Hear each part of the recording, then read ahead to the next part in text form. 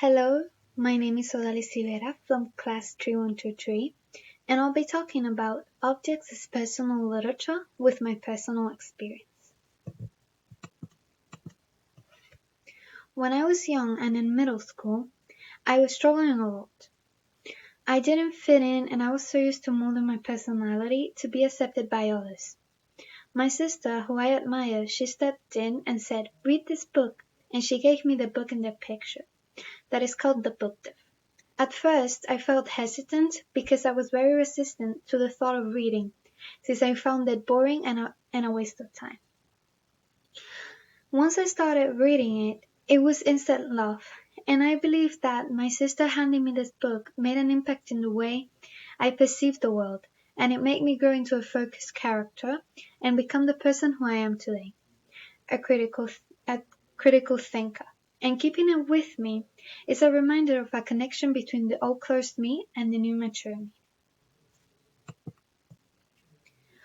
When she first handed me the book, having it in my arms felt like a big responsibility, because I didn't want to ruin one of my sister's most important possessions, a book.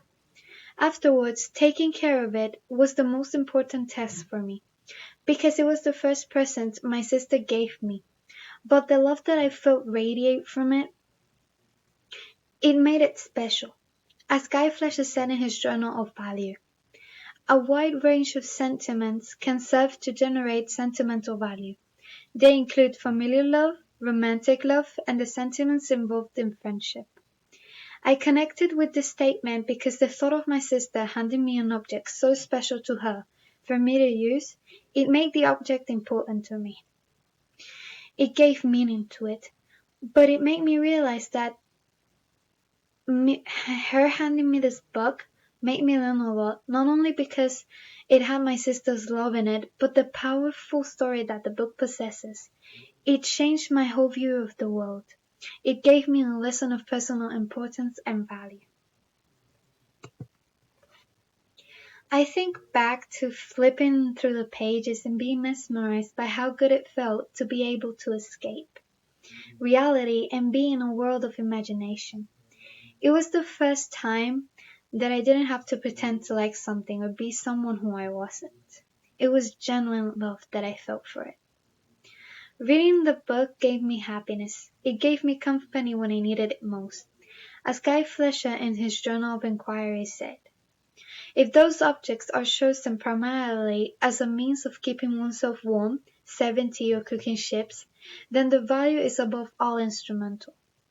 I connect to his words because I don't see this book as an object that reminds me of a negative past, but an object that guided me into growing and becoming more mature.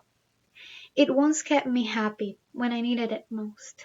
It gave me comfort and it made me feel accepted.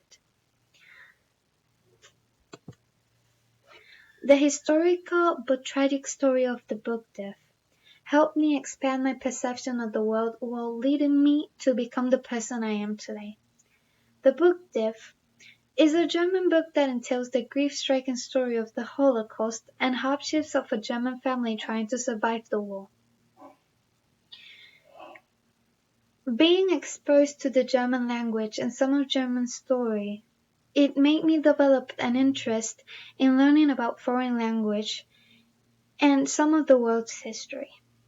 William James in his blog stated that our possessions, we use them to signal to ourselves and others who we want to be and where we want to belong, which is true because after reading the book and being introduced to the German language and its culture, my interest in learning about the country's history and language motivated me to set goals to learn the German language and aspire to live abroad.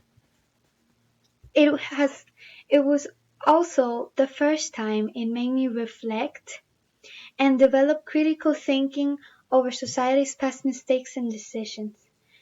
Being able to read about that time from the German culture and have the opportunity to see the Holocaust through the main character's point of view, it made me realize that I wanted to be present in modern history problems and be able to help to make the world a better place.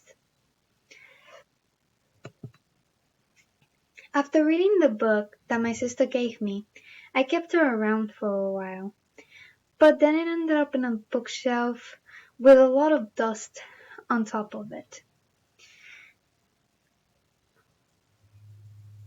Rosie Lesserise stated in her blog, The Psychology of Sentimental Items, a lot of people never even look at their sentimental items.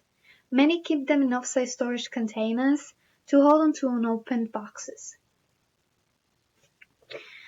The book had impacted my life, but it became a burden in my room. It wasn't touched, moved, or even looked at. But when the option of donating it came around, I just couldn't get rid of it. I feared that if my book were donated along with the other books in the bookshelf, my personal stability would fall apart. Like everything would just go away, and I feared that.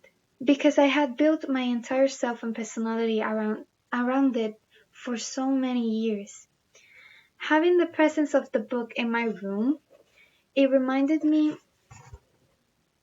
of how far I have grown and who I had become. But most importantly is the first connection I made with my sister, who is my best friend.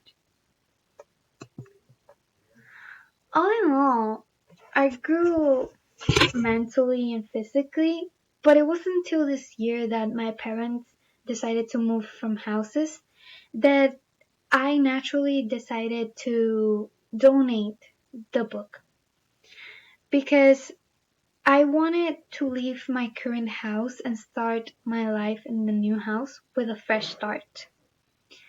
Rosie Lesserise in her blog said that your memories are not held within physical items.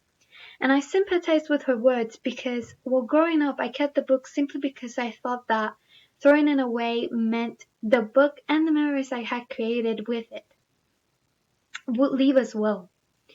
Therefore, I held on to the book like many years.